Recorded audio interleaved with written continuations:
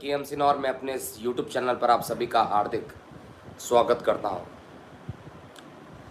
कुछ दिन पहले सिल्वर पर प्रेडिक्शन दिया गया था और गोल्ड पर भी अपडेट किया गया था। सिल्वर पर बोला गया था 74,000 का टारगेट कंप्लीट हो चुका है, अब ये नीचे की ओर ही जाएगा। 74,000 के बाद देखिए तो ये धीरे धीरे कम होता गया और अब 67,000 के आसपास ये ट्रेड कर रहा है। तो अब आगे क्या रणनीति होनी चाहिए सिल्वर पर और गोल्ड पर, इस पर एक छोटा सा अपडेट मैं यहाँ पर लेकर आया हूँ। आपको यहाँ पर ये समझना है कि किसी भी कमोडिटी का जो प्राइस होता है वो मेदिनी एस्ट्रोलॉजी से निकाला जा सकता है, और मेदिनी एस्ट्रोलॉजी अपने आप में एक बहुत डेप्थ का सब्जेक्ट है। और जब नववर्ष, हमारा हिंदू नववर्ष स्टार्ट होता है, उसी समय राजा मंत्री, उसके बाद राज का सुख के लिए राजशेष होते हैं, फिर दुर्गेश का भी डिपार्टमेंट दिया जाता है, निर्शेष का भी डिपार्टमेंट दिया जाता है। बहुत टाइप के डिपार्टमेंट होते हैं। जैसे पोर्टफोलियो हम मिनिस्टर्स को शपथ समारोह पर कराते हैं, उनको पोर्टफोलियो दिया जाता है। उसी तरीके से जो मिनिस्टर्स होते हैं मेदिनी एस्ट्रोलॉजी में भी, उनमें कुछ राजा बनते हैं, कुछ मंत्री बनते हैं। और आपको पता होगा इस साल शनि को डिपार्टमेंट से बाहर रखा गया है, ये मेदिनी एस्ट्रोलॉजी से है। तो अब सिल्वर तो 67,000 पहुंच गया और इसके नीचे जाने की प्रेडिक्शन की गई थी। अब आगे क्या होगा इस पर आप समझिएगा। मैं आज पूरे दावे के साथ ये बोल रहा हूँ, डिस्क्लेमर ज़रूर दूंगा कि क्योंकि इन्वेस्टमेंट है तो आपको अपना बहुत ध्यान रख कर इसमें इन्वेस्टमेंट करना है। आंख बंद करके इन्वेस्टमेंट नहीं करेंगे, बेटर होगा मेरे प्रेडिक्शन को वॉच करते रहिए, वो ज़्यादा अच्छा है। तो यहाँ पर गोल्ड के लिए एक बहुत बड़ी भविष्यवाणी मैं यहाँ पर लेकर आया हूँ। बहुत सही टाइम आ गया है गोल्ड का प्राइस इस समय 47-46 के आसपास गोल्ड को खरीदिए। ऊपर की ओर 54,000 का टारगेट ओपन रखिए और गोल्ड का प्राइस कुछ दिन में 50,000 क्रॉस कर जाएगा, ये मेरी भविष्यवाणी है। देखिए इसका रीज़न क्या है मैं आप लोगों को बता दूं। कई लोग तो ऐसे ही भविष्यवाणी करते हैं, मैं रीज़न पे जाता हूँ। इस साल के जो निर्शेष है, अर्थात जो कमोडिटी प्राइस को गवर्नमेंट जो गवर्न करते हैं, वो देवगुरु बृहस्पति हैं। और देवगुरु बृहस्पति जो हैं वो इस समय वक्री हो गए हैं, और वक्री होने के कारण गोल्ड के प्राइस में अकस्मात उछाल आना स्वाभाविक है। कुछ दिन में आप मैच कर लीजिएगा, ये भी मैं कॉन्फिडेंटली बता रहा हूँ। कुछ ही दिन में आप देखिएगा गोल्ड में सडन स्पाइक आ गया। और दूसरा, यहाँ पर जो गोल्ड का कारक होता है सूर्य देव को माना जाता है, और जो इनके सिग्निफिकेटर होते हैं उसमें कुछ शनि को भी रखा जाता है। लेकिन शनि इस बार पोर्टफोलियो में है नहीं, इसलिए जो सारा डिपार्टमेंट रहेगा वो केवल और केवल देवगुरु बृहस्पति और सूर्य के पास ही रहने वाला है। इसलिए मेदिनी एस्ट्रोलॉजी के अकॉर्डिंग गोल्ड का प्राइस बढ़ने का एकदम सही टाइम आ गया है। अगर आप रिस्क ले सकते हैं, 1,000 का रिस्क ले लीजिए, 1,000 पॉइंट का, नीचे की ओर 46,000 का ले लीजिए। 46,000 के आसपास अगर आपको गोल्ड मिलता है परचेज़ कर लीजिए, और 1,000 पॉइंट का आप नीचे की ओर स्टॉप लॉस मान लीजिए या कुछ ऐसा मान लीजिए जिससे कि आपका मैक्सिमम नुकसान इतना ही हो। और ऊपर की ओर 54,000, मैं फिर से बोल रहा हूँ 54,000 के आसपास जाएगा। पहले 50 जाएगा, 50 क्रॉस करेगा, फिर ये 54 तक जाएगा। ये अपडेट मैंने रिसर्च करके निकाला है। और क्रूड ऑयल पे भी लगातार मैं आप लोगों को बता रहा हूँ कि क्रूड ऑयल का जो प्राइस है लॉजिकली लग रहा था कि कम होना चाहिए, इतने लोग पूरी जनता परेशान है डीजल और पेट्रोल के दाम से।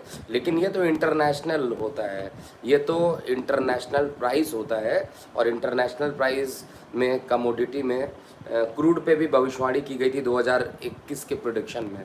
उसमें बताया गया था कि क्रूड $70 ऊपर की ओर जाएगा। जब $46 पे ये ट्रेड कर रहा था, $46 पे ट्रेड कर रहा था उस समय, $70 टच करेगा, तो $73 आज ये टच कर गया है। और आगे भी अभी क्रूड में मुझे कम से कम 15 दिन तो अभी भी लगता है कि तेज़ी रहेगी। लेकिन कभी भी कोई तेज़ी एक बैग से नहीं होती है और कोई भी मंदी एकदम से नहीं होती है, थोड़ा फ्लक्चुएशंस होता है। तो ये था गोल्ड और क्रूड ऑयल पर थोड़ा सा अपडेट।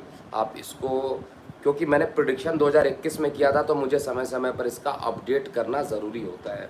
आप डिस्क्लेमर बार बार मैं दे देता हूँ, ये आपका अपना रिस्क है। नकुल कुमार जी कुछ पूछ रहे हैं, आप पूछिए नकुल जी, आप कमेंट बॉक्स में टाइप कीजिए। आपने आंसर नहीं दिया, आप पूछ रहे हैं, क्वेश्चन पूछ सकते हैं। तो यहाँ पर जो कमोडिटी प्राइस है, बृहस्पति देव का वक्री होना, ये बहुत लाभप्रद स्थिति में रहेगा। हमारे देश के लिए भी अच्छा रहने वाला है गुरु का वक्री होना। और जब गुरु पास में आ जाएंगे, शनि देव के जैसे जैसे ये पास आएंगे, वैसे ही वो टाइम होगा जब कोविड का जो तीसरी लहर है वो थोड़ा सा बढ़ना प्रारंभ होगी, जिसका डेट ऑलरेडी मैं बता चुका हूँ। अक्टूबर में 14 सितंबर से अक्टूबर के बीच में, 14 अक्टूबर के बीच में ये डेट वेरी कर सकता है। तो इसके बीच में ही ये थर्ड वेव आएगा। थोड़ा सा बच्चों के लिए ऑलरेडी बता चुका हूँ खतरनाक है, और इसका रूल भी आपको मैं बता चुका हूँ। तो ये था अपडेट एक छोटा सा, अभी के लिए इतना ही। एस्ट्रोलॉजी क्लासेस आज 8 बजे से प्रारंभ हो जाएगी, और जो मैंने अपने स्टाफ से बात किया है कि ये पूरी क्लास आज पूरी फुल हो चुकी है, 60 बच्चों की पूरी क्लास फुल हो चुकी है।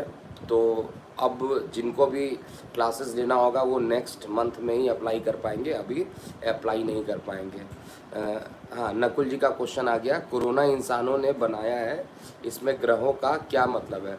नकुल जी, इंसानों ने कोविड को बनाया है, मैं एग्री कर रहा हूँ इस बात से, लेकिन ग्रहों में जब आप पेंडेमिक को देखिएगा, पेंडेमिक जब भी आता है उसका उस समय ग्रहों की क्या स्थिति बनती है, इंसानों ने बनाया, लेकिन टाइमिंग जो होता है वो टाइमिंग होने के लिए जो पेंडेमिक, पुराने पेंडेमिक आए थे, जैसे कभी कॉलरा आया था, कभी हैजा आया था, कभी ये बहुत सारे इतने ज़्यादा पेंडेमिक आ चुके हैं, उन सभी चीज़ों को अगर आप देखिएगा तो उसमें जो ग्रहों की दशा बनी थी उस पर मैंने पूरा रिसर्च वीडियो डाला था, आप उसको चेक कीजिएगा।